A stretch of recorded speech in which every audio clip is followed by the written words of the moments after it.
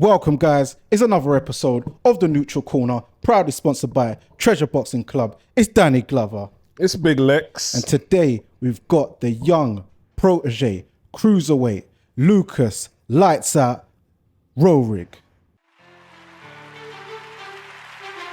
Welcome, guys. It's another episode of the Neutral.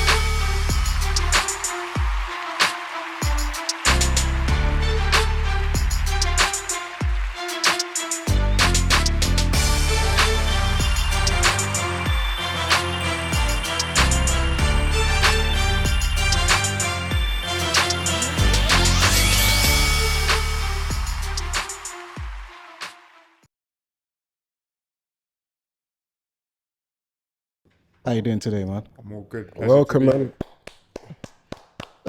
So I always do this clap by myself, man. I thought Dan would have jumped on board, but yeah. No. But no, thanks for coming, man. Welcome. Yeah, man. Welcome to the Neutral Corner. I see you just come back from Gibraltar. That's correct. Yeah, so I see you with the monkeys and that on the balcony. My good friend Luke Ramos got married. He's also my corner man. So congratulations to Luke Ramos. Happily married. Okay, congratulations, man. Congratulations, Ramos, yeah, man. So yeah, because that place, I recognised it. Was that on sort of like on the hill going up? Yeah. Because I think that one when I did a tour going up to the monkey village thing, they said that like I don't know if it was Frank Sinatra or someone got married in them in that sort of region in that one of them buildings. Like it was some big celeb type that you was in. I know Dylan White had a fight there as well. Yes. Yeah. And Frank Warren done another show there not too long ago, earlier this year as well. So yeah, it's a nice place. I was there in May. And it was a very nice Monkeys country. jump on you. Yeah, a couple of them, but some of them they're big, man. They're massive. Yeah. Like and they're a bit. Yeah, you gotta be careful. But yeah, that's a nice thing. But yeah, man, we're gonna let everyone know more about you, know your full story and that, get to know you more, and nice, good conversation. So first off, let everyone know sort of about whereabouts you're from and how old you are and your background and that. 22 years old. 22, fit me, big 20. Northwest London, High Road. And started boxing around the age of 11. And then we're here now. Yeah. So how was, so what part of Northwest you from? Like. So High Road, near the Notting Hill area. Okay. So where Carnival happens. High Road's a long road, isn't it? That's it. So it goes. So we're starts in Notting Hill towards Kilburn. Okay. So Mozart, yeah. Okay. Yeah. I know that area. So yeah, I think because funny enough, we was talking earlier. We was talking about the sponsor Ashley Fearfane because you know him very well. So So how was it growing up around Mozart and around Northwest as a young lad? You know, it's good. It's a good place to live. You know, you got things all around. But I would say in that area, in that estate, there's not a lot of role models for athletes that are, very prominent. So that's why when there's someone like Ashley Fearfane that's from the area doing extremely well, he's a big inspiration. He's someone that myself and a lot of the younger lot, even those who would play football, basketball, boxing, all sports, we look up to him. Yeah. So then how was like, what schools did you go to, like infant, primary? I went to Queen's Park Primary School, so that's in the Queen's Park area. And then I went to Quinton Kynaston. Where's that? It's more towards Kilburn, St. John's Wood. But then they changed it because there was such a bad school. They had a new school come in, and that was Harris Academy. There's loads of them all about. Oh yeah, my son went to one in Dulwich. And it got turned into one of them, and then ended up being Harris Academy. Okay. So then, what was that? Your secondary school? That was my secondary. So what type of student was you? Was you very academic? Was you one of the sporty ones? I would say I was a sporty student. Yeah. Even though I wasn't academic, and it was never my plan to do university or everything, I always saw a path in athletics. I done like quite well in terms of GCSEs and all that. I kind of just, even though I'd failed all my mocks, I kind of just, last couple of months, I said, I really need to fix up, put all the effort in. And I've done my due diligence where I was studying and then done everything. And I got like A's and B's and it surprised me. I was like, wow, I'm actually not as stupid as I thought. Do you think it's more of like an application? It was more of you weren't applying yourself? Yeah. And I remember just my basketball coach, he told me something. He said, the way even if you don't like school, you have no choice but to do it. And the way you like perform here is, it's like it's not about failing or succeeding. It's the effort you put in. You'll see the result you get out, and then that will be, you'll carry that on for the rest of your life. Yeah, so it's like a characteristic. Exactly, a characteristic. So he said, even though you might not like it, just show that characteristic where you can still get something done, even though you don't like it, and you know that will benefit you in the long term. Yeah. So being around like that type of school and that, did you get into, because what, you was on the basketball team, I imagine? Yeah. You got that kind of... No, because I was researching him earlier, and that's the first thing that come up. You been playing basketball.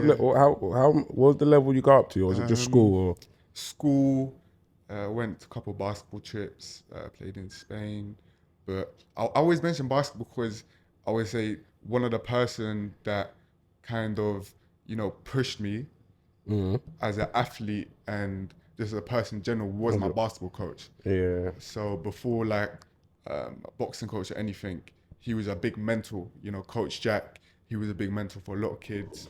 I think he's like the head of Greenhouse now, Greenhouse Basketball, like charity organization. And that was more so, like I wasn't a great basketball player. I knew I wasn't ever gonna make it. Like you see those brothers in America, like compared to UK, we're like baby food, we're nothing. What position did you play? You look like a centre.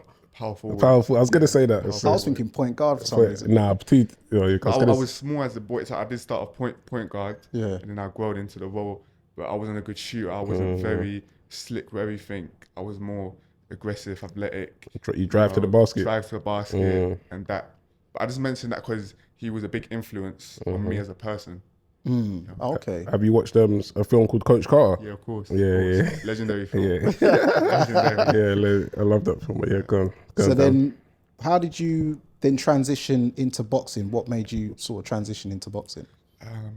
I would say, so from the years of 11 to 16, I was always involved with boxing where I had, but I wasn't fully committed, if you understand. I didn't see a future because, you know, boxing's a bit of a weird one where it's not like football, where if you're talent or if you're any good, you're going to be put in an academy. There's a system that really, you know, hones you didn't see it, basically. I didn't see it. I was like, what are people doing? You're meant to fight to like 18, 19, 20, not get paid. And like, where'd you go? And because I don't have no family members that were into boxing or any specific friends that were like, this is what happens. Everyone's like football, you know, you're going to make it. That's how you do it. So from 11 to 16, I was like, I just want to learn how to fight. So I had like 13, 14 bouts with All Stars Boxing Club, which is where Ashley's from. And I loved it. You know, it's a great feeling when you win in boxing, even as an amateur in a 3-round fight. It beats all the feelings of winning as a team, winning like a basketball match, football match. And so you do get, you know, you're like, oh, this is a good feeling. Is it because it's like an individual sport, would you say? Yeah, it's an individual sport. And, you know, as a kid, you're thinking it's just a fight. So, you know, when it's like if you win a street fight, you get that adrenaline rush and then you get those dopamine after, like, I just want to fight. So I can tell with your boxing style, you seem very intense. So did you have quite a few street fights when you growing up then? Yeah, I'd like the odd street fight, you know, just, dude, you know, you and the boys go out and then things just happen. But I'm not an aggressive person. I'm quite a passive person. Outside the ring, I'm quite, you know, never look for trouble. But of course, with growing up, you're going to get into street fights. And so it did replicate that, the same feeling you get of the adrenaline, dopamine. And, you know, it was, especially the pat on the back, you know, after you win, from the coaches, from the elders, it's, you know, it's a big thing. So was you under Mr. Akai then? No, I come just in after. So Mr. Akai was ill at the time when I come. So I was predominantly trained by his son, Jamal Akai, Steve, his son Muff was there, he was running the gym. You had Taron, you had a bunch of great trainers there. Okay. So sorry, going back a bit. So after school, did you decide to go? I know you said you didn't think about going uni and that, but did you stay on to like sixth form or college or anything like that at all? No, I went to do a plumbing apprenticeship. Okay. So plumbing apprenticeship, and then so I was going up to Croydon to like traveling all the way up to Croydon. What, to Croydon do it. College? Yeah, When Croydon College. Yeah. Croydon College, and then I was working like at Cliff.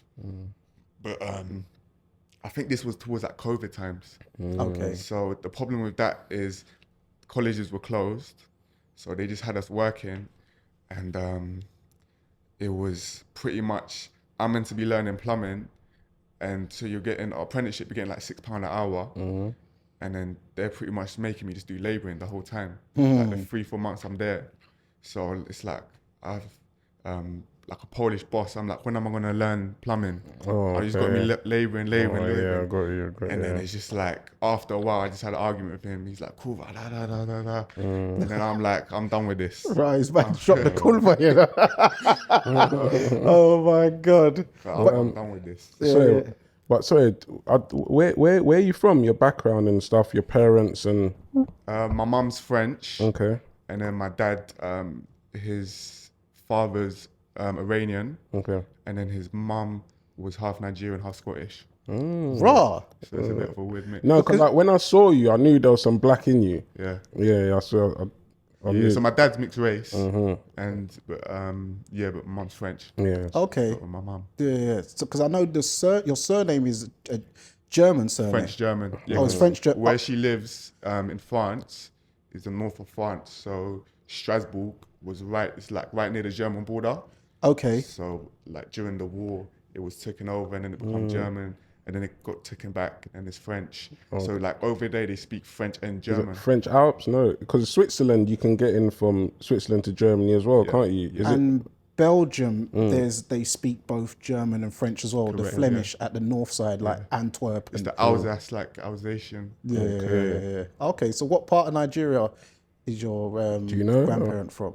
I'm not quite sure because she was in foster care, so she didn't really know her that's family. got you. But yeah, I think my dad's lived here all his life as well. Yeah. What about siblings?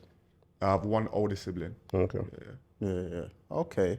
So then, when you was at All Star, so how many amateur bouts did you have in total? Sorry. 50.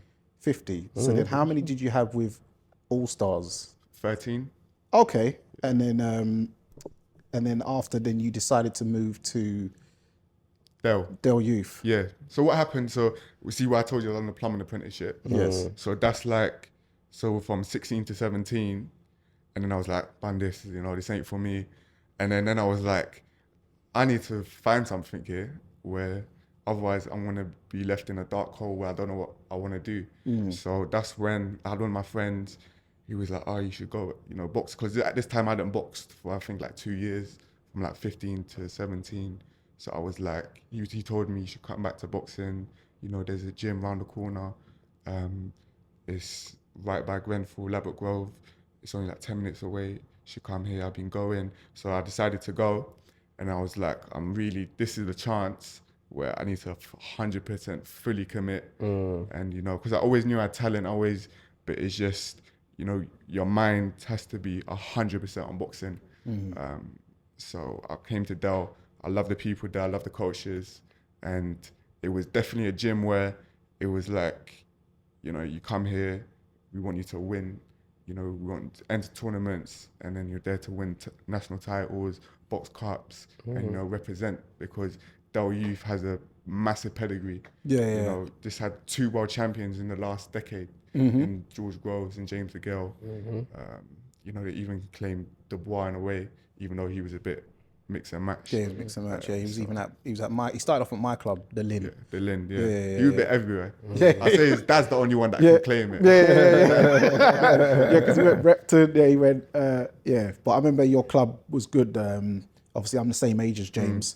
And then there was Nobby Kane. Yeah, Nobby Kane. He was around my era as well. He was in my weight class, even though I'm a lot heavier now. But yeah, I was meant to fight him. I called him out, but he ducked the smoke. He didn't want the smoke. He didn't want it. You know what I mean? But we can run it back. We can run it somewhere. You know what I mean? But, no, I'm joking. But big up. No, Nobby Kane was a good fighter, actually. I see him stop quite a few man, so he was actually a good fight. So Del Youth always turned out some good talent, especially as we're talking like James Degale. He won the ABAs back to back, and then he was trying to do the third, and then George come and done it back to back straight after. He won back to back. So that's 4 years in a trot with your club. So yeah, man. So because I heard that when you was with All Stars, it was kind of like a mixed bag, like with results and that. And then once you went to Del Youth, you just ascended. Yeah. It's like I wasn't a standout. I think maybe with All Stars in the 13 fights, I won a London and then a London title, but then would get beat each time by like some young gypsy boy that would just be dominating the youths and the thing. So yeah, and then when I went to Del, obviously I'd now kind of matured and starting to get into my man body, and then I'd done a year in the youths with them, won the Londons, got to national finals, and then done seniors, and then done my last 2 years seniors with them. And it was very active, had about 40 fights with them. Yeah. But one thing I will say when you're talking about that, there has always been a thing for years about when you're in the juniors and youths, when you're fighting travellers, that they've been notorious for not being the exact age they say they are. A lot of them are born in January the 1st. But once you become a senior and the man strength starts leveling out, that's when you start getting them wins. Big difference. So sometimes they're a couple years older than they're meant to be. Because they wasn't going to school back then. Now that a lot of them are more integrated into the system, but back then there was a lot of skepticism. You see a lot of beards in year 8.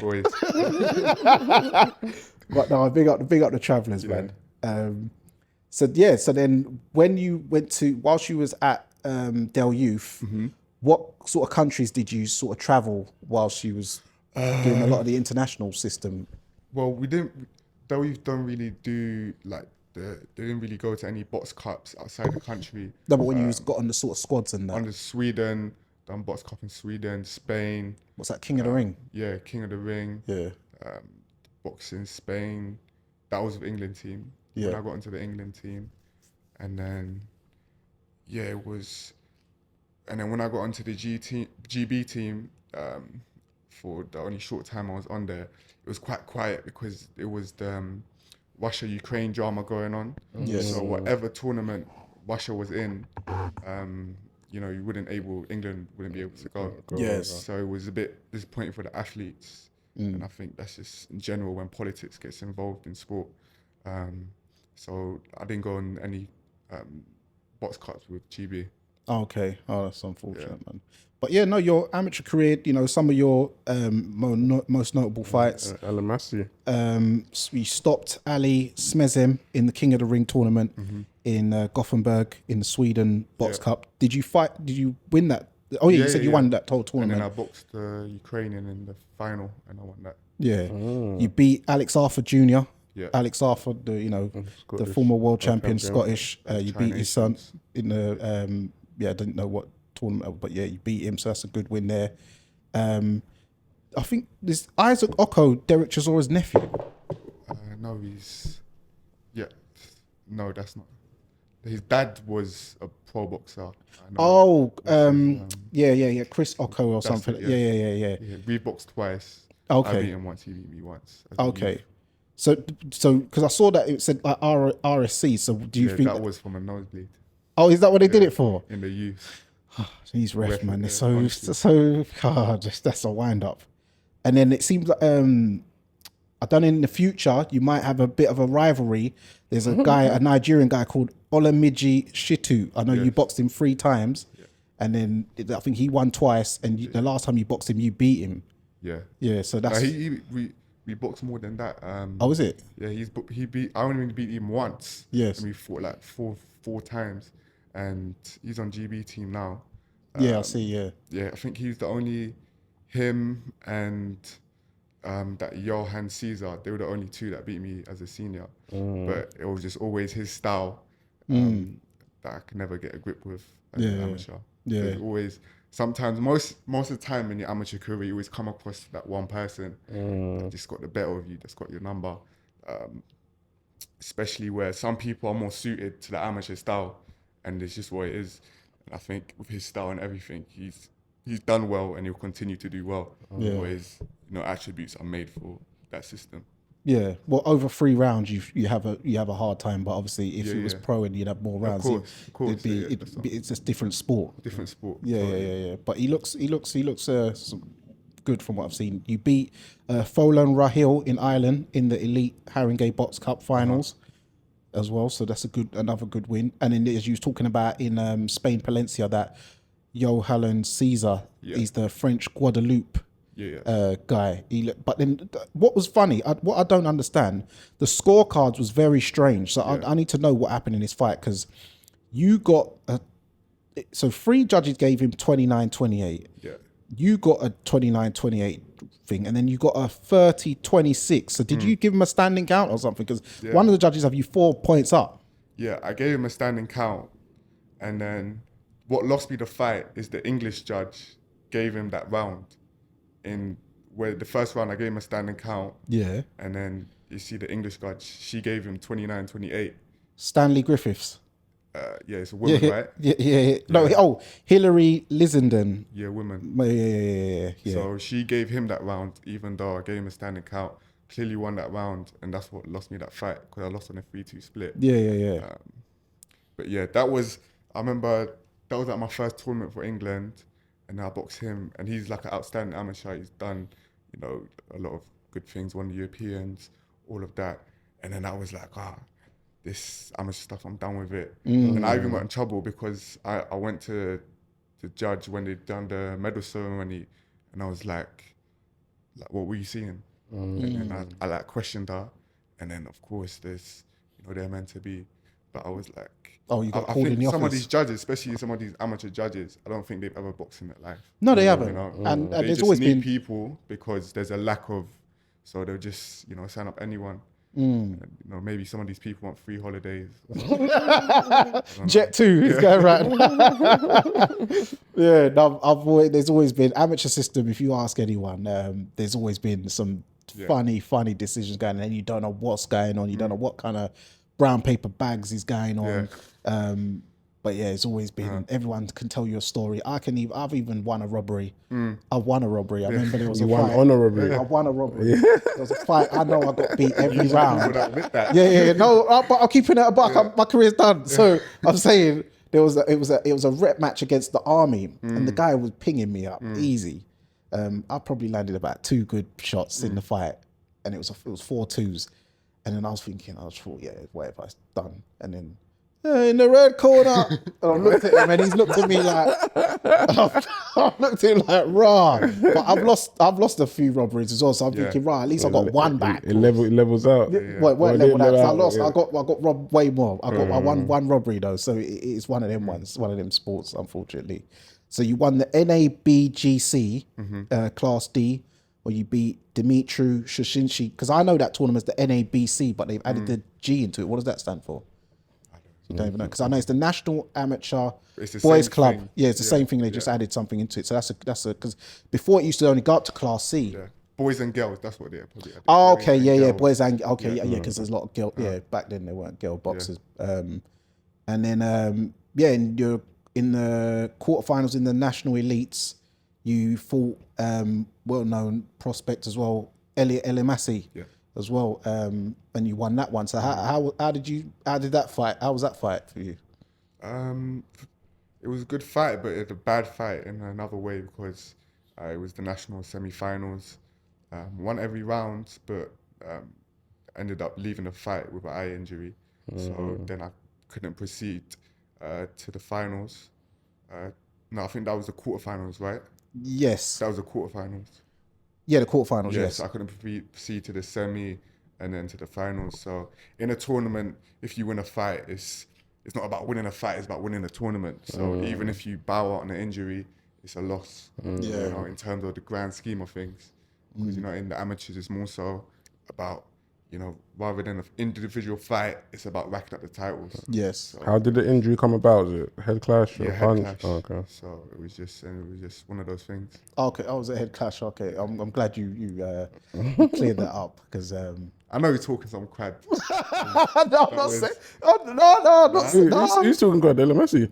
no. I've never asked him. I know in the interview you said something like, he lost the fight, and I lost the fight, but you won the war or you something. won the war, something like that. I haven't seen that, but I just know that he sent someone a picture of saying, because they found out you beat them, and they showed a picture of your eye after the fight. So they're like alluding to look how he left and I left. So I was like, okay. Well, It's boxing though, so he lost every round though. He was. But it's like a street fight, you know. Some people, say I'm mashing up a brother and he hits me once and then busts my lip and he starts going, I won the fight. No, you didn't win the fight. Just because I'm bleeding don't mean you win the fight. Calm down.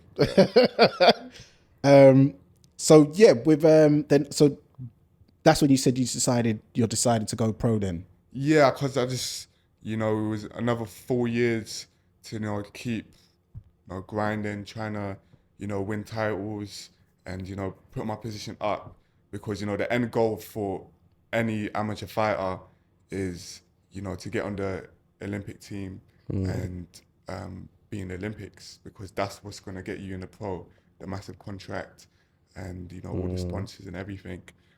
So I realized I'm young, I'm 21, might as well jump into it now, and just especially when George come to me, and I definitely think it was the right decision.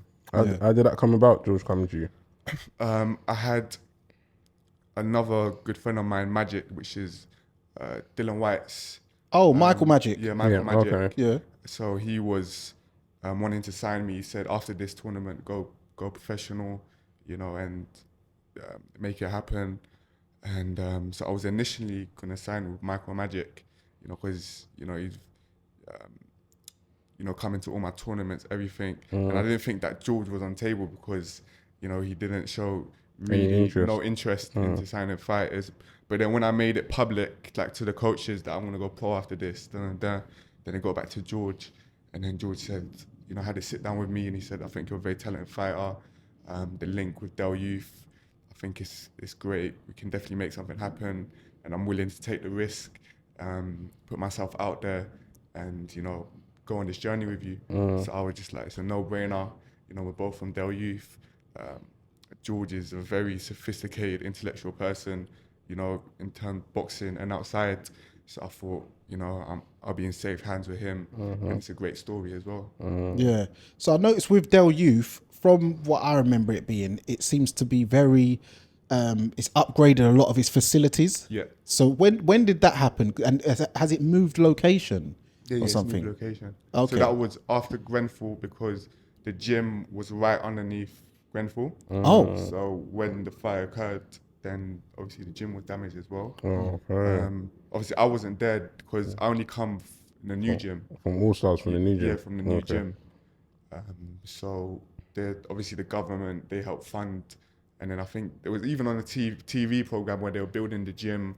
And then now it's a nice modern gym, got modern facilities. Yeah. And yes, it's the place we currently use to train. Yeah, because I didn't actually know that it was how it looked until I saw shout out Gunman Boxing when he came down to your gym and did like a little documentary with you guys, and I was like, oh wow, this is like proper like state of the art. It's looking really nice up in there. So yeah, it's because at first I remember when you was coming down for sparring down the McGuigans and you were saying you're still at Del Youth, I was thinking, not sure being at an amateur gym when you're turning pro is going to be the right, but when I've now seen what it looks like, that's definitely it can work for pros. Definitely. And we've just put a speed bag up there.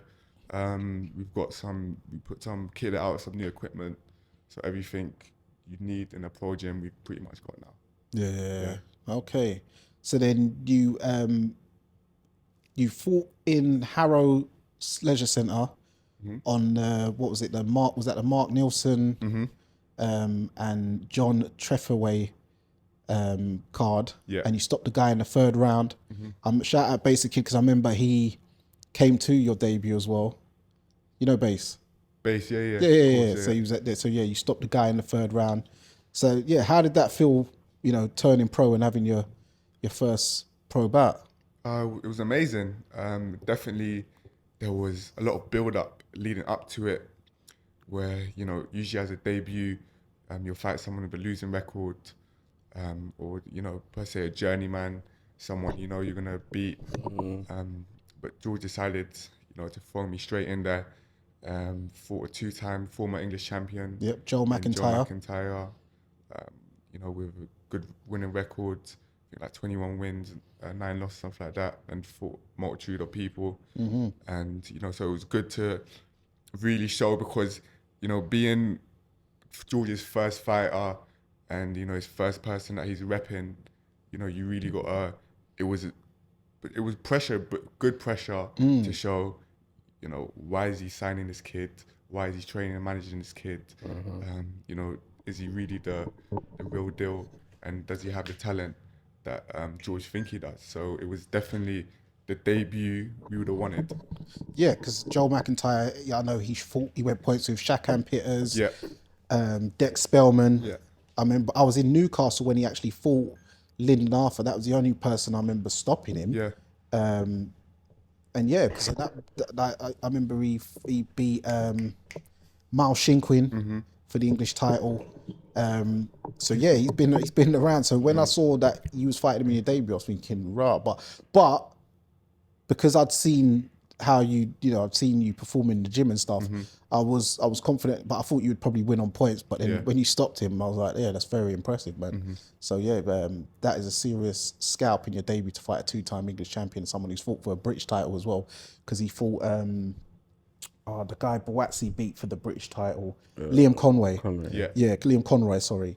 So yeah, and then your second bout, I was at that fight in Wembley Arena, and you stopped him also in the third round. It's a very impressive performance. That was on the Boxer card on Sky Sports. Yeah. And then you boxed, so then also, you fought in Stamford Bridge.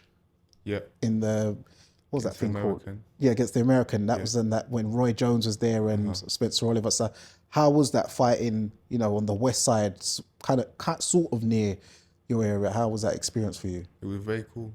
It was very, very cool. Chelsea Stamford Bridge. Yeah. South, okay. And yeah, just the thought, everything, America vs UK, being in Stamford Bridge, it was really, really cool.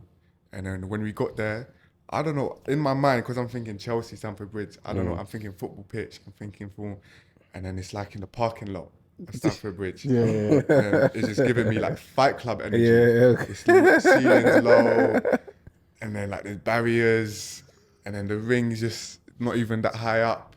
And I'm just thinking Fight Club. But it was those experiences, just you love them.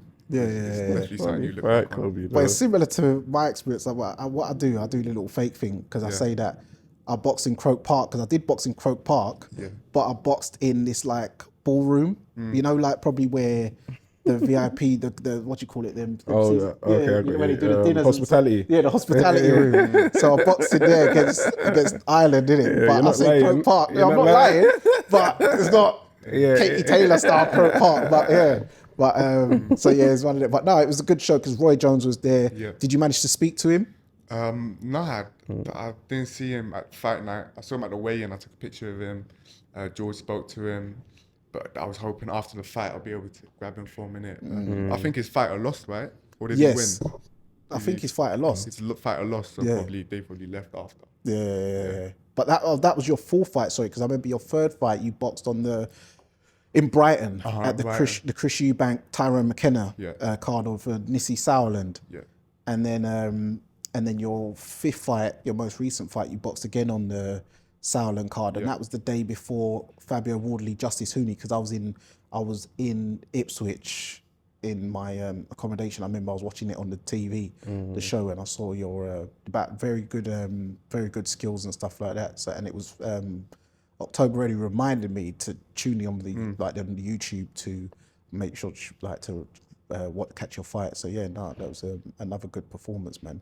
So when I know that you've now signed with the Sauerlands, what was yours and George's decision making in coming up with who to sign? Because I know you went round you know, different promoters to give him a little taster of the talent before I mean, signing our someone. thing is we just didn't want to sign a long-term deal. So even with Wasserman, you know, it's not a long-term deal in any facet where we just want to be on our terms to fight when we want. Yeah, you don't want to be tied in. Exactly, don't be tied in, be as active as possible. And then after getting to 12 and 0, 13 and 0, then that's when we can make that decision.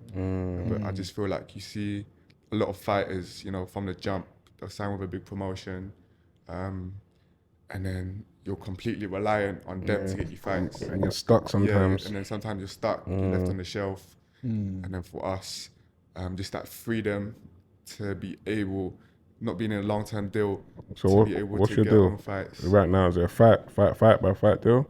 Yeah, pretty much. 3 fights, 2 fights, or just a fight by fight? Yeah, it's nothing long-term at all. Okay. And it's just that freedom. We have a very good relationship with Wasserman, and we're boxing on multiple of their shows in the near future and in long-term future as well. But it's at the moment, we just want that freedom to be able to box on as many shows as possible and get our name out there.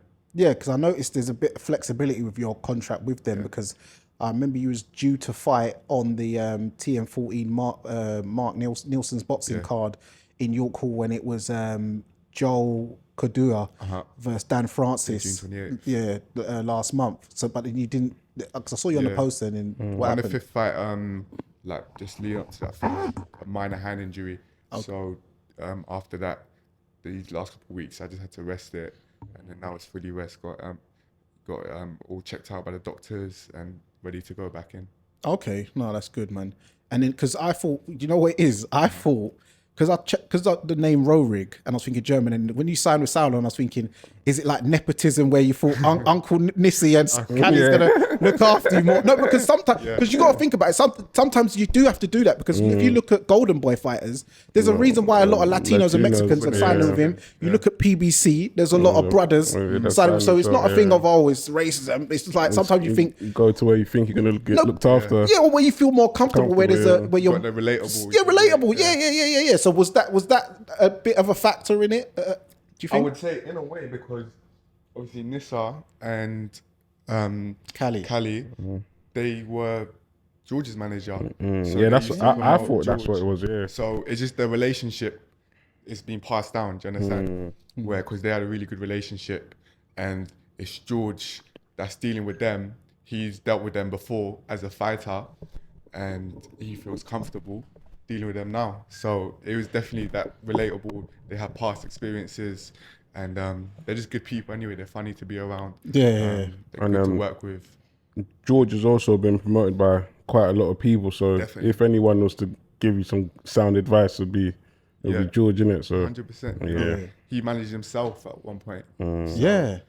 I For remember that. the majority of his career, especially, you know, where he was in the biggest fights of his career, he was managing himself. Yeah, the Frotch ones and the BADOU Jack fights. I remember he was managing himself. But yeah, it makes good sense because he finished his career with Sauerlands on that Super Series where he obviously made the bag, and they was doing Saudi before Saudi. You know what I'm saying? So it makes a lot of sense there. So no, good, very, very clever and calculated decision, which I rate that from you both. So yeah, going back to like sort of like your passing that, because I know. So at one point, was you like in a hostel? So how did that? Did you leave home early or? Yeah, pretty much. So I left home around 17.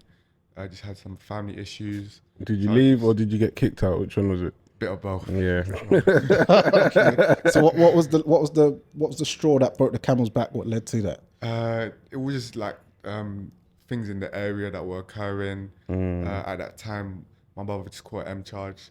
So there were like multiple things in the area that were occurring that I just thought it was better for me, better for my boxing to get out of the area for the moment. Oh, okay. It was, I kind of bounced around. I was staying in East for a little bit, staying in South. We're in South. Staying in Morton. Where? Morden. Oh, okay. So yeah, that makes sense. Because I was thinking, for now it makes more sense. Go Croydon, because you come from there to Croydon. I was thinking, what the? That's crazy. Wait, I was though. Oh, okay. But but listen, guys, this guy, he is something special, you know. Yeah, You know, he rode here, like from Northwest, like just know Trust me. we're very far from Serious athlete. serious athlete. Like he rode here. It's a line back though, so he's cheating. No, Still. I can't do that. So, yeah. me. No. Okay, Morden. Yeah. That's Lerone Richardson's.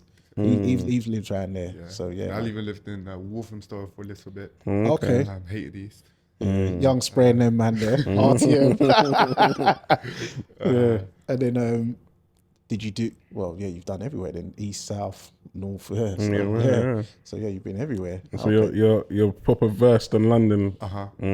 So how did you find that finally? Like, you know, having to live on your own, cook for yourself, and do your own bills and stuff. What was you cooking? Was it the chicken and chips? The basics. So I was definitely cooking the basic eggs, spaghetti, all of that. But it was good. The independence were good as a teenager, and then going into a man, 17, 18, you're like, you know, the independence is good. I think the hardest thing was just traveling back and forth to the gym. That was definitely the hardest. But I still got it in. Like even all the YMCAs I stayed in, they all had like gyms. Okay. So then you can train in the gym, and then I'll go I'll do like odd jobs, and then I'll go to boxing training. So it was, you know, for the time being, it was only a short period. I think from 17 to 19, going into 20. So it's made it happen, and it was good to have the independence. Yeah, no, that's serious. That's good stuff, man. Because it's hard. That's hard to do at a young age. A lot, especially this generation. A lot of them staying at home till they're like 30, 40 years old. They couldn't survive now. So yeah, you're London rent, man. London rent is killing people. That's mad still. So talk us about your people that you look up to in the boxing world, like not like people you have access to, but like for instance, we got Max and like Tyson there, we got Muhammad Ali. Who's the people that you like, or maybe you grab stuff from, like, I'm gonna use that in my next match, or you watch a lot of stuff like that? Who your idols in the boxing game, or people you look up to? So from the past, I would say like watching the Four Kings, or was it Three Kings documentary? So Four Kings, yeah. Like Sugar Ray Leonard, Duran. I've read his autobiography. Thomas Hitman Holmes, Marvin Hagler. So who, out of the four, who's your guy? You got to pick one, man. You got to pick one. I'll say Marvin Hagler. I just liked his whole demeanor, where you go, you know, completely away from everyone during his camps. Was just a very rugged, tough, and nothing was given to him. Like, they didn't want to give him a world title. He won his world title over here in the UK, and they were throwing stuff at him.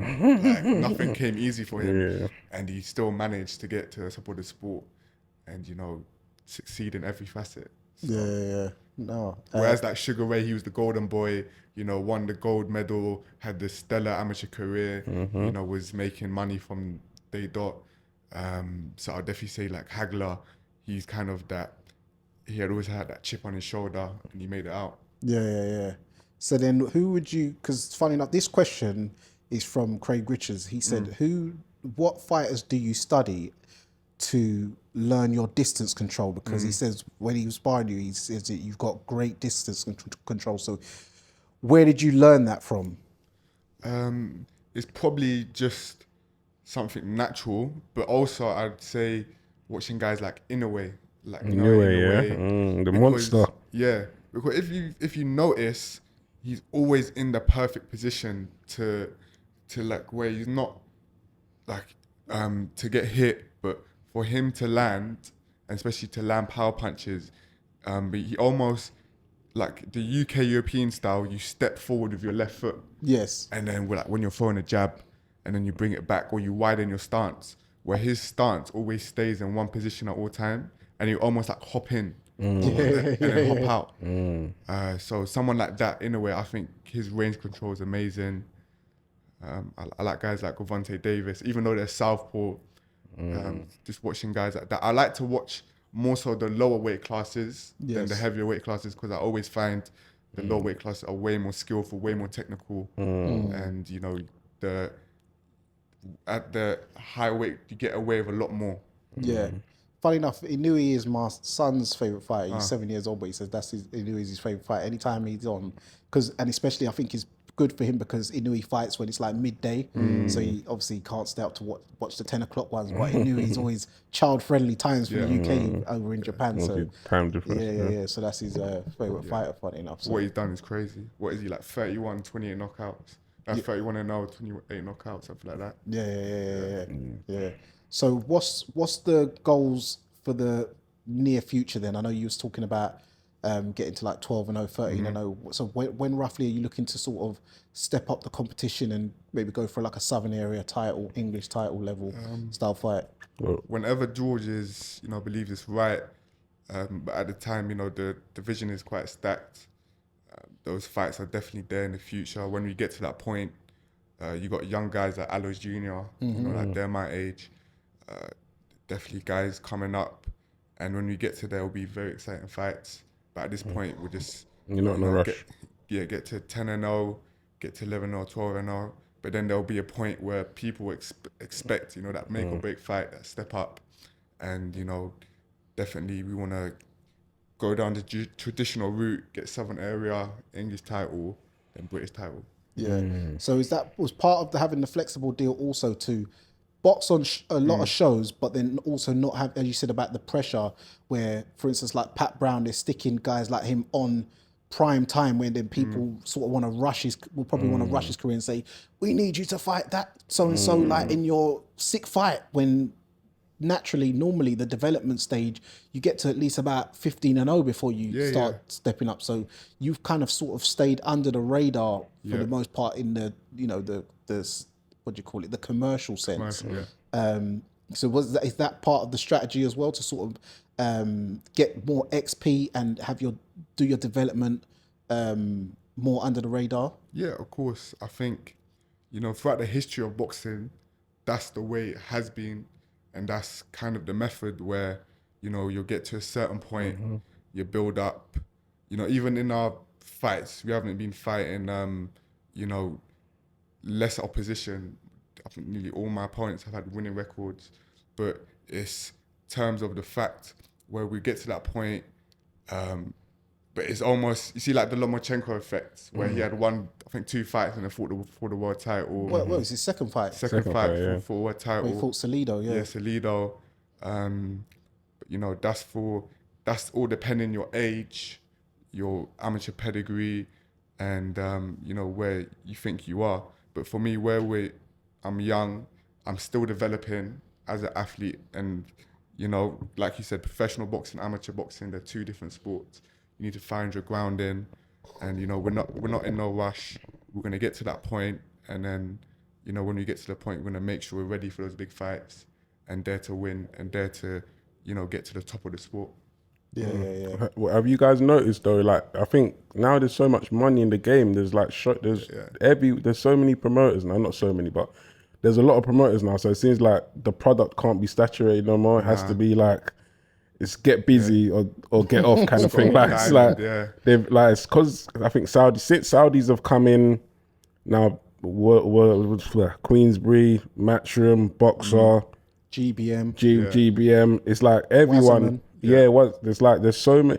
It's like there's so many promotional companies where before there used to be 1 top dog, maybe 2 at best, and you see fighters clamoring, I need to get to this guy, get to that guy. But now, so it's like now the product has to be A1 now. They can't be showing tune-up fights on this card, seeing cards are stacked, and I feel like that's how boxing is. But I like the way you've gone about your business. You ain't kind of giving into that peer pressure. You're doing what you're doing because it'll come. It'll come. That's it. Do you also feel that some fighters are almost like, crash coursing their career and almost half trying to cash out early because they don't believe, they don't fully believe in the process that they actually got that ability to, do it the proper way in the development? Because that's what it seems like now. You're hearing a lot of fighters turning over with 3 amateur bouts or no amateur bouts. It's the Saudi money, bro. When they seen it, or never have been in the proper what they. I know it as the ABAs, but it's called something because I know there's the two little factions. There's the Alliance and the England thing. So, but they've never been in that proper. What do you call it? England. What's it called? What's that tournament called? The ABAs. What's it called now? Is it still the ABAs? Yeah. Yeah. So they've never been in the ABAs.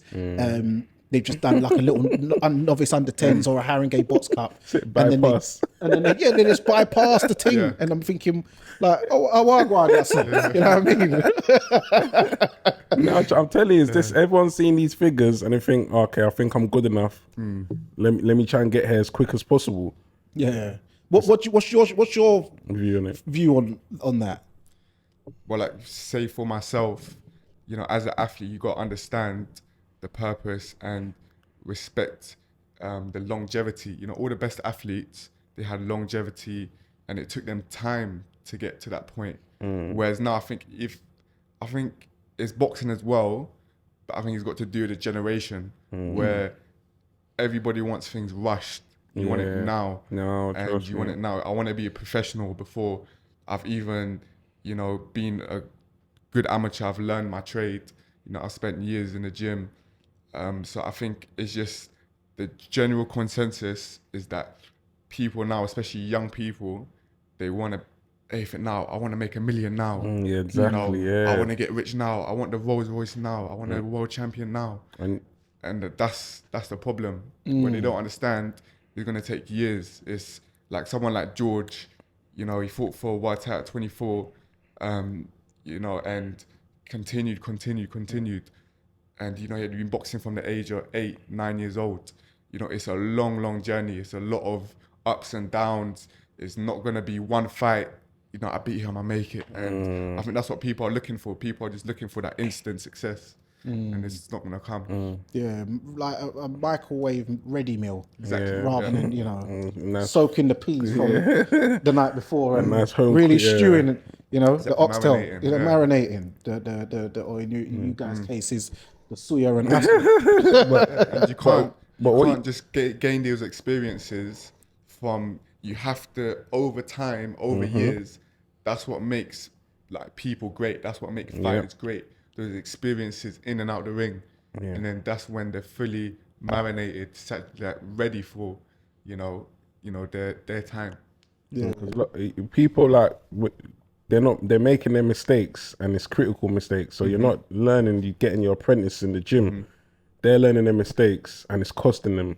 Whereas you're doing what you're doing, putting your hours in the gym and going under the radar and not rushing it.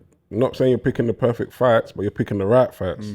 And I think that's what's going on. Everyone wants it now. And that's what's even going on in society. No one wants to work hard for nothing. Everyone wants it now. Even the new kids, these Gen Z guys.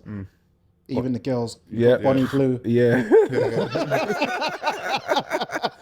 Everyone just wants it now. Yeah. You know what I mean? Go to the gym. Yeah. Get lipo. Yeah. BBLs. Ozempic.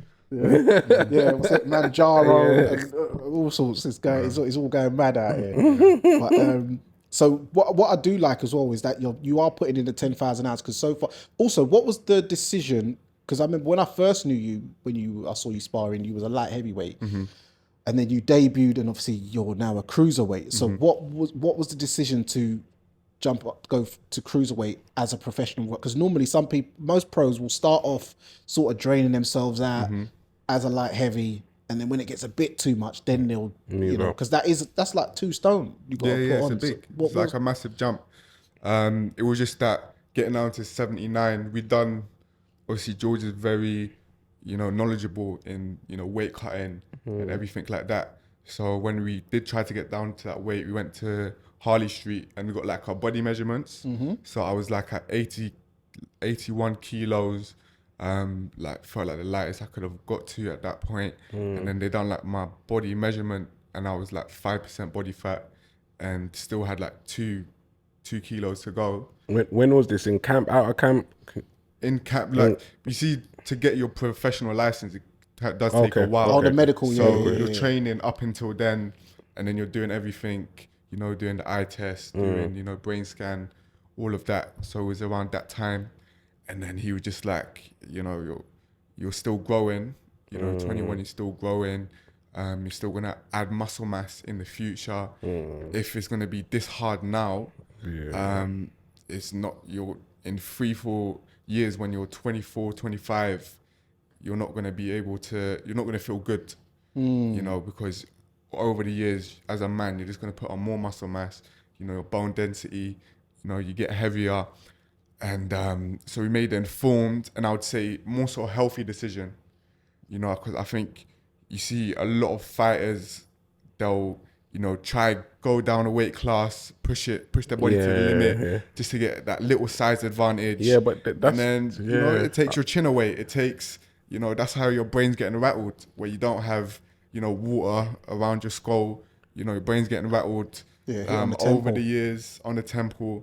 And, you know, people don't realize weight cutting is one of the biggest factors of brain damage in boxing. And, you know, you see a lot of prospects, you know, they get knocked out because, you know, after 4, 5, 6 rounds, they ain't got their legs on them. They ain't got, you know, and that's not due to they're not good. It's just due to them cutting the weight in the wrong way from the beginning. Yeah, I don't understand why people actually think they're gonna gain an advantage. It's crazy. I know you might be bigger, might have longer reach, maybe, but in my opinion, I just think that's the worst move you could ever do in boxing. well, do you know what it is? A lot of it comes down to coaches. I was going to say that. Because they tell you that as a kid. They're like, come on, suck lemons and put a bin liner on and go in the sauna. All those things that are totally banned by the British Boxing Board of Control. It's the culture. Yeah, it's the culture. But they're telling you to do all this stuff. Yeah, you'll be massive. And it's from the amateurs, they'll tell you this.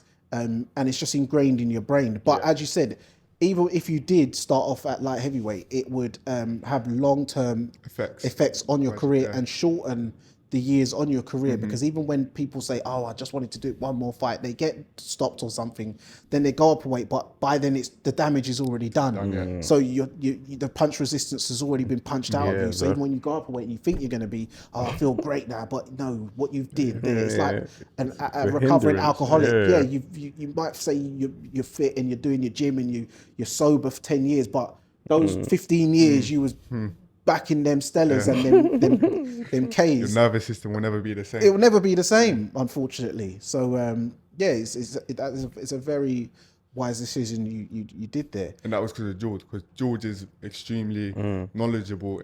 Maybe if I had another trainer, boom, they would have been totally different. George has probably learned that himself, because I remember he used to be dead on the scales and stuff. So these are probably things he's probably learned.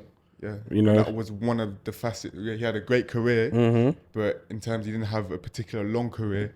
He retired at 30, and you know, that's one of the. So even though I learned from all his knowledge, I also can learn from his mistakes. Because he who feels it knows it, as they say. No, that's very. And then also another thing which you're most known for is your infamous spars with quite a lot of people.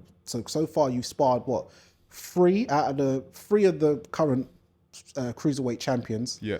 In Opetai, which I was there witness for, very good, and BADOU Jack. Yeah. And BILLAM SMITH. Yeah. So sparring, 3 world champions in your weight class who are current world champions, not former or whatever, like back in the day or whatever. How has that helped you in your development, and what did you take away from each of those particular spars, would you say? Different things, BILLAM, BADOU Jack, they all have different styles. But for me, it was just opened my mind up to know what it takes to be a world champion. The layers upon layers that, you have to build to, get the full system around you, in a team, in a training camp, and as a fighter. So, guys like BILLAM, he always gave me great advice after spars. Only sparred BADOU Jack on 2 occasions and Opetai on 2 occasions. Yeah. But it was definitely where you see like someone like BADOU Jack, he's an old world champion where he's been in the game for years. Fought George, he fought James. It's gone like full circle where he's fighting George, and then now George is training, and then now I'm his fighter sparring someone he fought a couple of years back. Yeah. Almost, so, and he's still in good form. He won his last fight, And then Well, you that sparred him was- for his last fight. Huh? Yeah, just before his Yeah, you last sparred fight. him in prep for it at the same Churchill Churchill boxing gym. club. Yeah. So, you know, definitely showed me that. I remember you telling me, you know, never get too overconfident, never think you've made it before you've made it. Like someone like him, he's still, you know, giving 100% in the gym, looking after his body. So it was definitely take little things from everyone. Yeah. So I remember when the Jai Opetai spar, because I remember it was Craig got invited, but he couldn't make it for some reason, and then I saw you walk through the door, and I was like to base, I was like, "Rah, watch this, you know this," and then I was pleasantly surprised how well you did against Jai, because you know Jai's, we've seen, you know, his highlight reels, what he's able to do to guys, and you know, you more than held your own in there. But then I even spoke to Jai. I interviewed him afterwards, and he said how impressed he was with you, and he thought that he was going to come in and just have like a little move around with a couple of guys, and then you shocked him like how well you done and stuff like that. So you were saying he definitely wants to like work with you again and stuff like that. And then I saw that you was out in Saudi. Yeah, where you sparred him again. Just to come out to Riyadh to get some rounds, so that's what we did. Yeah. Got another 6 rounds with him out in Riyadh. Yeah. No, that's really good. So the only world champion then out is Zurdo. Yeah. So you And got has that fight been made, Opetai and Zurdo? It's in big talks. So Turkey's gonna cough up the dough. He's got all that. So Not like he hasn't. You know? I don't think it's gonna be a struggle for him to get that one over the line. So yeah, you plan to do some rounds with Zurdo to complete the set? Hopefully. Where does he train? Mexico? Or I think Might be America. America. I think it's LA. If I'm yeah. not mistaken. Yeah. So definitely. LA or Phoenix. I know he trains at that house of something, because I know him and Benavidez do quite a lot of rounds together. Yeah, rounds together. So it might be down in Phoenix or somewhere in California. I forgot where, but I know the name of the gym, but I forgot exactly where it's located. But I think it might be in Phoenix, but he's in America. So yeah, man, you should think about getting something like that, because he's ticked off. Who's your favorite out of the cruiserweights? Who's your favorite fighter out of the 4? It's got to be Opetai. I'd say right now he's, you know, killing it.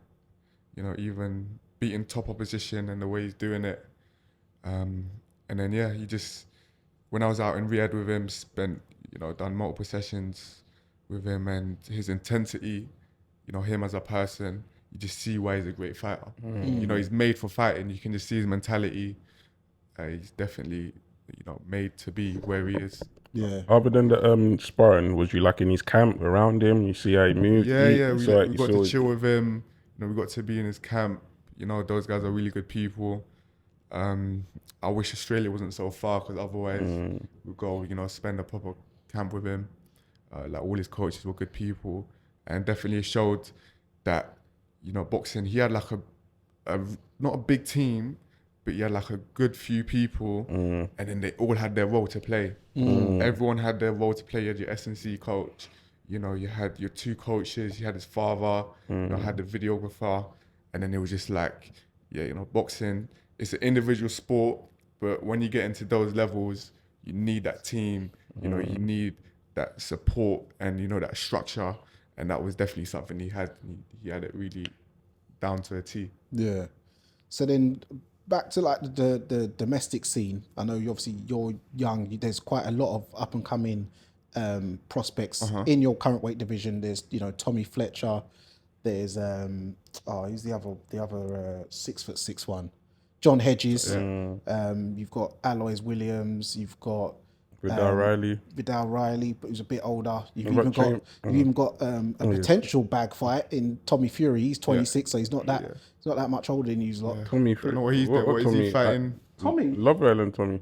Yeah, but listen, he can fight. He's in the rankings. He's in the rankings. He's high in the rankings, and he's beat Jake Paul. What the hell? I know everyone laughs, but he's still got the dub, Yeah. and he's ranked highly, and he's a money fight. Yeah. So if you want some, you know what I mean. Of course. I mean, he's got the name. I know, but does he still, like, he's made a lot of dough? I don't know. No, he fought the other week, you know. Did he? Yeah, he fought the other month. That's why he's in the rankings. Otherwise, they put inactive on BoxRec.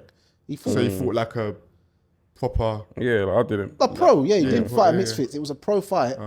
It was like a 6 rounder though, but he's still just you know ticking the register. I imagine. But yeah, so is any of those guys on your radar at the moment? Yeah, of course. I've done rounds with multiple of those guys. Definitely when the time comes and say I'm going for a Southern English British title and on the opposite side, then that will make for great fights. And yeah, over the time we're going to continue building our name. And whenever a fight like that pops up, any of those guys, fully confident in taking those fights. And there's a lot of great fights to be had in the future. Yeah. Did you watch the Alloys versus Elisora. Elizora the other day? Fight, but I saw the highlights. Yeah. So who I've was? done rounds with both of them. Oh yeah. Well, I've seen you.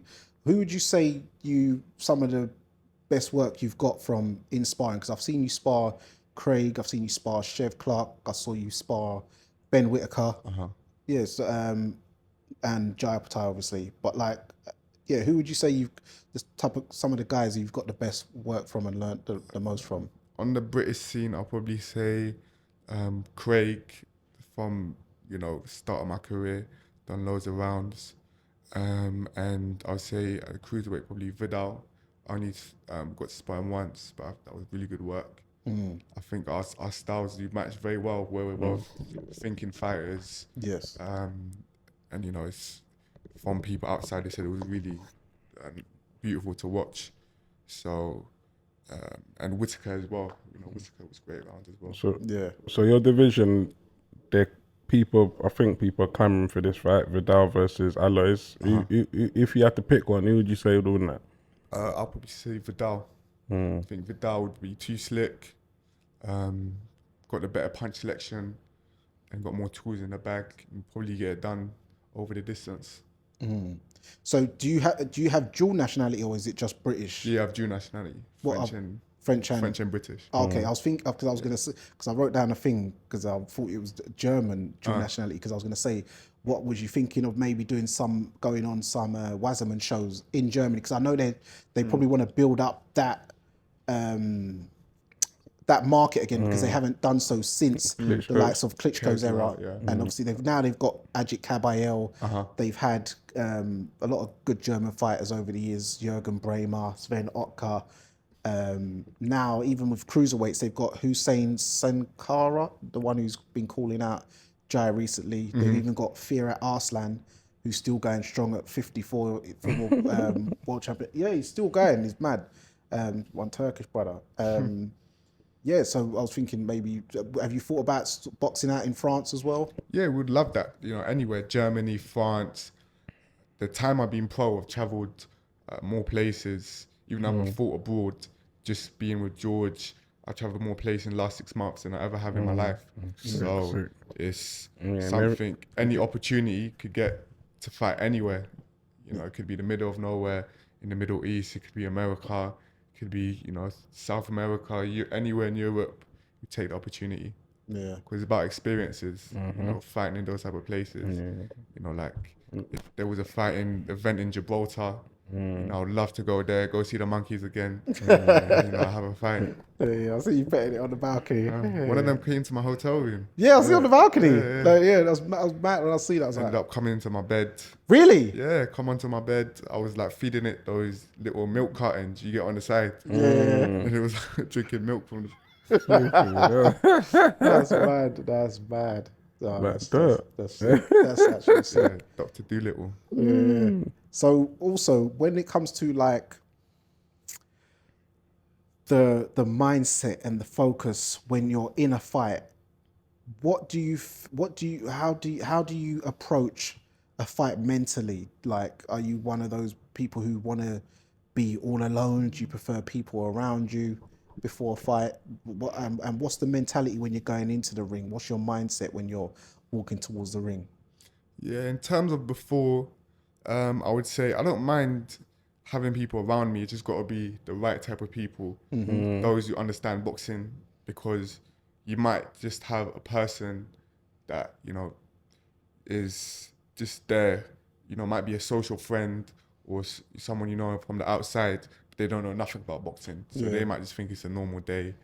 And for me, I just want the right people. I've got a great team, terms of, I usually have Luke Ramos around me, Josh Burnham, Danny Rowe, those type of guys. You know, they boxed before, they understand the environment, and then, you know, going into the fight, you know, in terms of the changing room, you know, I'm not a quiet, you know, some people are very, everything needs to be in place, you know, OCD. Oh yeah. What you, yeah, like it's got to be all that.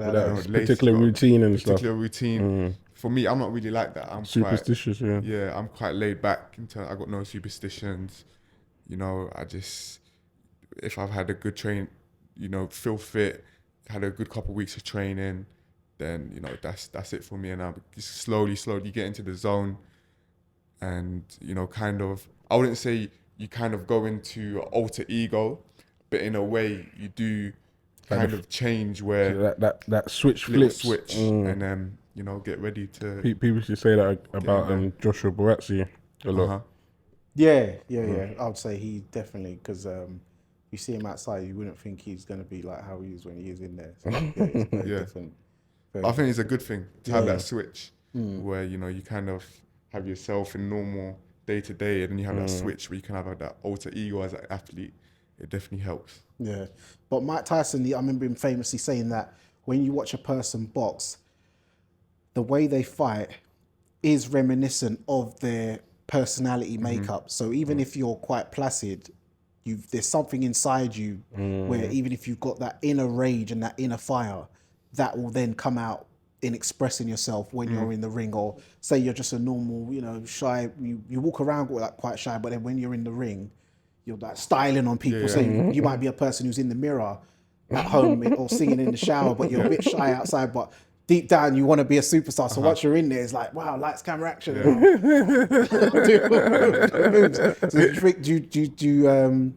agree with that? Do you agree with that sentiment? Yeah, I like that statement a lot. When you kind of probably go into the psychological aspect of things, even though you might not realize it yourself, there's probably that inner like subconscious thing about you that it comes out into the ring. Yeah, because you know Mike Tyson, he's very deep. Very deep. Yeah, you tweet him, he's very deep. Very deep, yeah. So anything else you wanted to? No, I don't think I touched on anything. We're going penultimate round or? Yeah, but first, when are you next looking to? September. So now everything's fully healed. You know, back punching. What was the issue? You said you had a hand issue. What was it in particular? It's a minor ligament issue. Okay.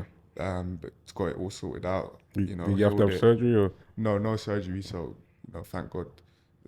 That's one of the things where I just had to completely rest it. No punching. Took some time off, and done me some good. And, you know, be back out ready for September. Date in September. Yeah.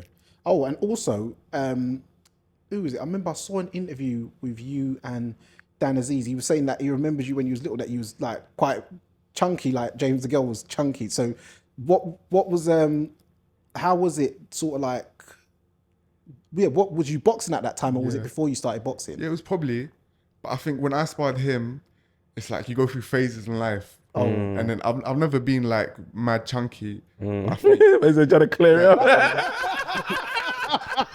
I think I'm trying to clear up. No. That chunky, but set the record straight. Yeah. But that's what he said. No, but that reminds me of Benavides. Oh, but he just constant. Outside the ring, he's eating beer and empanadas. But even when he was proper young, you see, he had the chubby cheeks. Oh no, when he was young, he was mad big. You know what I'm saying? Mad hands though. Mad hands. Always. Yeah, but I would say that was just like a little phase. So he just caught you slipping. That was probably the time where I was like living in East. And I wasn't cooking, so I was ordering bare takeaways. Yeah. Okay. And then, you know, you're ordering takeaways. Then you're pretty much eating bad food every day. So that probably went to him to spar, and it was probably mad chunky. It's probably because you got all them packet noodles and exactly. pasta. That blows you up. Yeah, it blows you up after a while. No, but that's what it is. It holds all the water in you. It's like like the gel food. It just bloats you up. But I'm glad you cleaned it up. But you know, but good to see. Shout out to Dan. Big up Dan. Each and every time he went my school fronting up. But no, you keep yourself in good shape, and you seem like a very dedicated athlete, and you're in good hands. So you lived the life. Yeah, 100% for sure. Yeah, man. Oh, good. So yeah, we're gonna go into the penultimate round. This is a series of questions. Be careful, mate. It can stitch you up. Just be careful. Multiple choice. So bring that bell. Bing. You might need to click that. I did. Oh, you did. Okay. No. Did you see when I got up? Oh yeah. Yeah. Sometimes I. Nah, just checking. Red corner or blue corner? Red corner. Left hook or straight right? Left hook. Everlast or fly? Everlast. Cleto Reyes or Grants? Grants. Winning or rival? Winning. Paffin Sports or RDX? RDX. Leon or Venom? Leon. For boots, Nike or Adidas? Nike. Everlast or Lonsdale? Everlast. Wembley Arena or Stamford Bridge? Venue? Wembley Arena. Tupac or Biggie? Tupac. Nas or Jay-Z? Nas. Yeah, no. We'll get a bit more recent for you because you weren't. No, but what year was you when born? it's them guys there, you got to respect them. Them people, the young go back in time for them guys. Yeah, go true. through the generations. Yeah, go through the Bryson Tiller or Brent Fires? Bryson Tiller. Future or Tory Lanez? Future. We'll keep it more local now. Fredo or Digger D? Fredo. Central C or AJ Tracy? Central C. CGM Striker or Bashi? CGM. No, Bashi. I don't know them. Oh, you don't know Bashi? See, that's what. Yeah, showing Right. his age. Right. Why would he know him? I don't really listen to. Well, that's Okay. grime though, right? Probably That's like, no. Bashi's Bashi's like- no. he's I think multi, innit? he's both. Yeah, grime and rap. Yeah. Yeah, but then kind of he's done a few pop songs as well. Yeah. He's done multi. Rattling or C-Biz? Rattling. Okay. Shout out Podgy Figures from Acton as well, by the way. For podcasts, Real Talk True Stories or The Session? Real Talk True Stories. Which one is Real Talk True Stories? ASB. Oh, I don't know. I'm not familiar. Oh, you don't know it? No. I'm not familiar. I'm familiar with The Session though. For shopping centres, West 12 Shopping Centre or Kings Mall? What's 12? West 12. What's 12? I don't know. What's I don't going on know. then? This is someone from West has given me these things. Nah, who's this trying to stitch you up? What the? West 12 Shopping Centre. Someone told me West Bro. 12 or Kings Mall. Do you know Kings Mall? I haven't heard of Kings Mall. I know. We must be going Westfield and Brent Cross. I know Westfield. No, all right. I know Brent Cross. Yeah, that was the next one. I was going to do for Westfields, Shepherd's Bush or Stratford. Shepherd's Bush. Yeah, that is better. Well, sorry to cut you off. The village has been closed though. Is the village closed?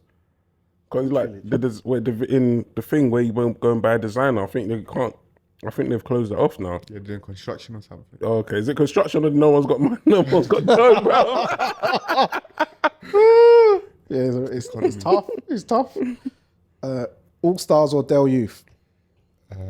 Both, but Del Youth. Okay.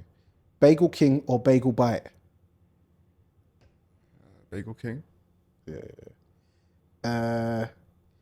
DJ's Caribbean or Central Caribbean?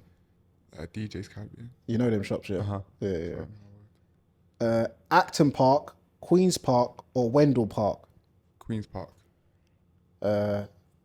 Little Venice or Camden Lock? Little Venice. Harrow Road or Portobello Road?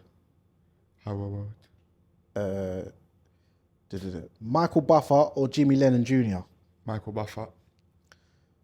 Ali or Tyson? Ali. Jack Johnson or Joe Lewis? Do you know Joe Jack Lewis. Johnson is? Yeah, he was the guy with gold teeth, right? Yeah, he had the grills And then, originally, yeah. The womanizer. Yeah. He liked the snow. He liked a bit of snow. He liked the Caucasian ladies. He liked the snow. I've read something about him. Ray Robinson or Ray Leonard? Ray Robinson. For up and coming sort of fights, Better Beav or Bivol in number 3. How do you see that one going? Bivol points. Canelo versus Crawford. Canelo points. David Benavidez versus Anthony Yard. Benavidez stoppage. Devin Haney versus Brian Norman Jr. Haney points.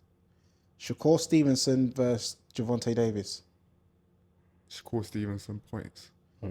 Zurdo Ramirez versus Jai Opetai. Opetai.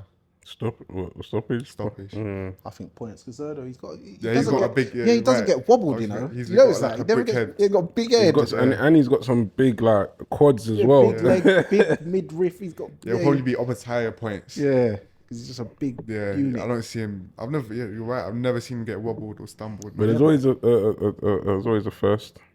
Yeah, always. But he's well hydrated. Naoya Inoue versus Junto Nakatani. Inoue. I think That's a good fight, though. You're going Nakatani. I'm going Nakatani if that fight comes off. He's the one guy I just think that could pull it off. Got the blueprint. Yeah, that could do it. Lawrence Okoli versus Richard Riakpo. Coley. David Adelaide versus Filip Hrgovic. Adelaide. You think you pull it off, yeah? I think you pull it off. Well, it's West London, man. Anthony Joshua or Adelaide. Tyson Fury. Joshua. Caroline Dubois or Terry Harper. Caroline Dubois. Ellie Scottney versus Sky Nicholson. Ellie Scottney. Do you watch any UFC? Yeah. John Jones or Tom Aspinall. John Jones retired. But they're still trying to get the living money. Yeah. I still got to go with John Jones. Yeah. But how do you see? Well, at this age, though. Yeah, I think he could still. I know that Tom Aspinall is Good. like, really, really good, but I think you just got to go with John Jones. Like people call him. I don't know too much MMA, but people call him the GOAT. Greatest of all time. Yeah. Never lost. So yeah.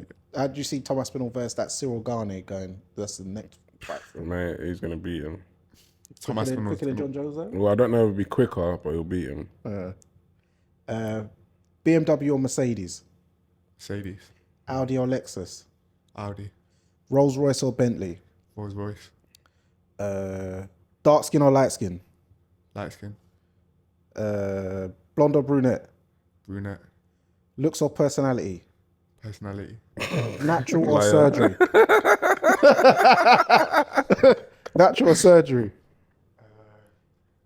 Natural. Slimline or curvy thick? Curvy thick. Garage or house music? Garage.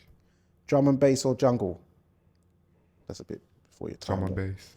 R&B or hip hop? R&B. Dancehall or Afro beats? Dancehall. Reggae or revival? Reggae. Soca or calypso? Soca. I I don't know them two. What? Soca or Calypso. You should know. I hate them both. You should know. You Nah, go. what is You it? go Notting Hill Carnival. Yeah. You need to definitely hear it there. What's it like? Follow the leader, follow the leader.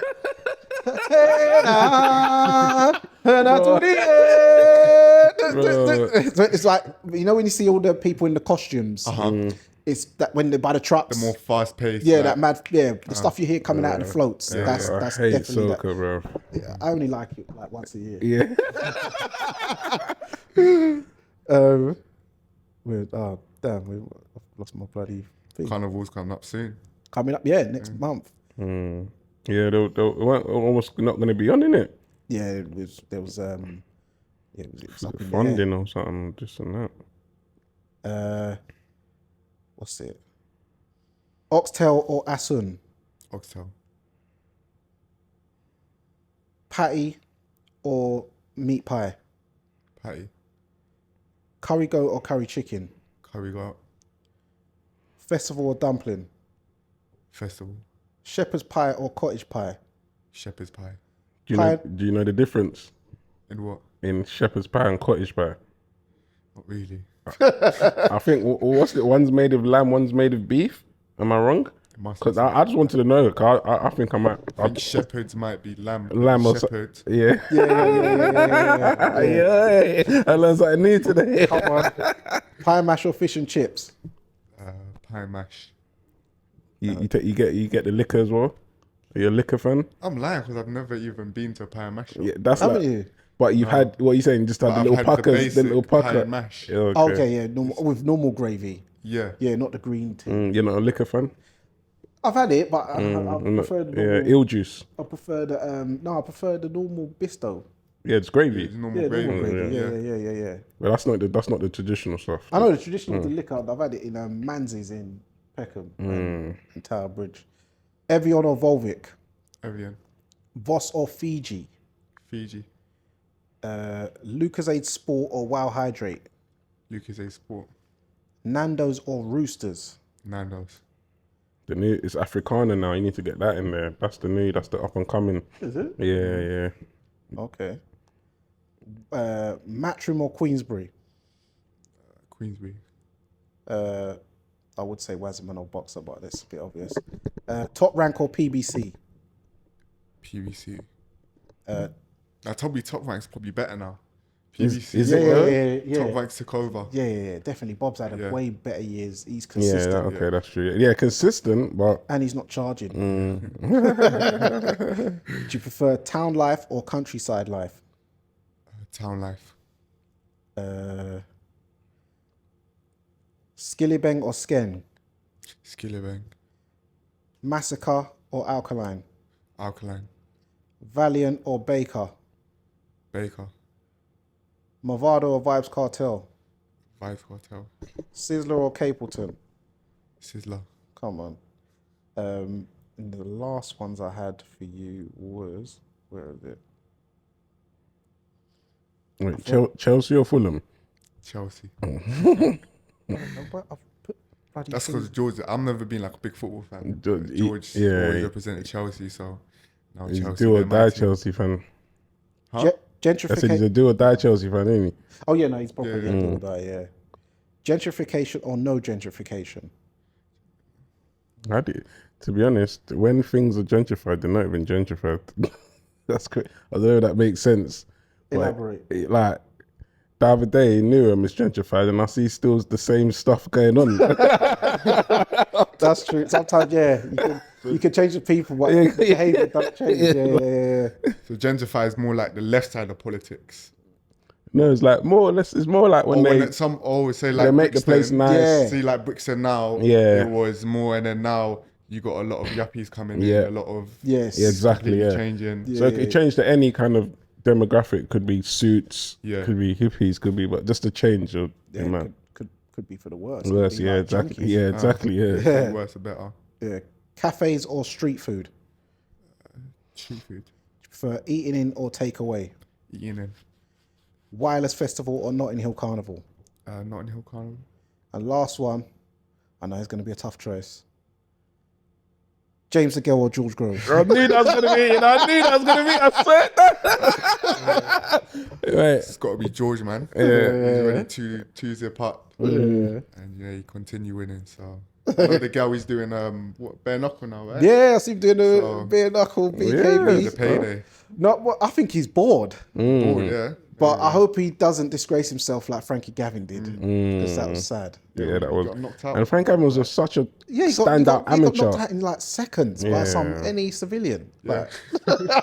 That wound me up. He didn't live the life, Gavin, man, and he was such a standout amateur. Yeah. Yeah, but He was the only fun world time was champion. he had too much fun. Catches up with you. Yeah, as we was talking about earlier. The only amateur world champion from Britain. Yeah, gold, gold. Yeah, the first to win a medal was Carl Froch, won a bronze, and that same tournament, David Hay afterwards won the silver. And he was on the way to winning the gold. He gave the guy a standing count, the Cuban, and then he ran out of gas, kind of like what happened with Carl Thompson, and he got stopped. And then Frankie Gavin, years later, got the gold, man. So, yeah, man. But then, funny enough as well, talking about like gold medals, Northwest was the ones who kind of put the gold medal stuff on it, because Audley first, and then James was the next, because Amir got the silver. So really, NW, them man, the North Wheezy, they was bringing the gold medals. I remember that brother. What's it? Where do we come from? North Wheezy, yeah, sonner. Tell me my name is Cheers, sonner. Have you heard that tune? Bashy's on that. Yeah, he's on that song. Yeah. He's on that song. With Big Listen Man to it back. Diggy. Listen to it back. No, But that's the old lyricist, school. but Okay. Yeah. the song. But Yeah. watch it back. Type it in on YouTube. Just say North Wheezy. You don't know Channel U, do you? What? Channel U. Channel Yeah, AKA. yeah. No, it got changed to that. It started off as Channel but U. I was thinking maybe he might know AKA. But yeah, even still too long ago. Yeah, for But real. yeah, nah, man. So yeah, nah. Thank you for coming on. Hope you enjoyed it. I think everyone's got to learn a lot more about you, and we'll definitely keep an eye on your future and journey. Yeah. And keep up the great work, man. So Yeah, been a pleasure. Thank you for having me on. Appreciate you coming down. oh yeah, let everyone know your social media handles where they can follow you. So on Instagram, Lucas Roehrig 1, and pretty much all other platforms, Lucas Roehrig 1. And yeah, hopefully have a fight date for September. And yeah, go 6-0. Come on, you know the set. And there you have it, guys. It's Danny Glover from Fight Fan TV Live. It's proud. Sorry. There you have it, guys. Fight Fan, you know. There you have it, guys. It's another episode of the Neutral Corner, proudly sponsored by Treasure Boxing Club. It's Danny Glover. It's Big Lex. And today we have the cruiserweight prospect and future world champion, Lucas Lights Out Roehrig. And I like the way you've got that name from James Toney. It's a big boy name. Yeah. And remember, guys, persistence beats resistance. You know where it is. Ha ha.